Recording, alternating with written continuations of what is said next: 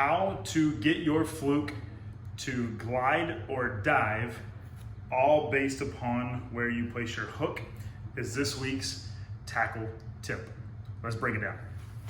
So it's that time of year when fishing the fluke can be very effective. It's the fall transition, bass are pushing up shallow, and a fluke this particular size in general, imitating a shad, can be awesome.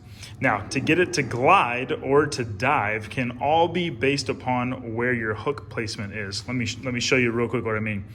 So if your hook is pushed further back, say to here, then that fluke will glide more in the water column. However, if your hook is pushed more forward, then it's going to carry more weight towards the front of the fluke and cause it to dive more. So how you do that is very simple. You're simply just going to hold your fluke. Whenever you insert the hook, if you put your hook further in, like so, before you pull it out, then that'll cause it to glide more if you put your hook tip more towards the end.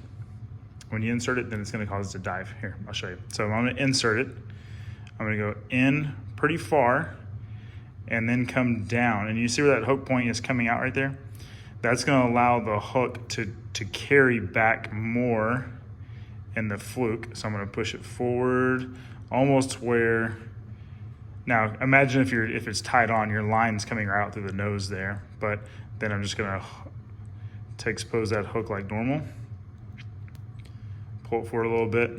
So now the way your fluke is sitting, it's going to glide more because that hook is further back. So the bend is about right here, and you can see the hook comes, your hook bend comes back here as well.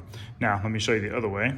If you want your fluke to dive more, all right, so now you want your hook to dive, your fluke to dive, you're going to put the tip in only about that far. And when you come out, coming out here, versus coming out back here. So see that difference? You're coming out here. Now then, when you thread the hook on, that hook bend is very slightly towards the tip. I'll bend it, try and do this quickly for the sake of this video. There you go. Now the weight of your hook is carried forward and it's going to cause that fluke to dive. The reason why you would want to do that is if you're trying to get it to dive into grass versus gliding across the top of it.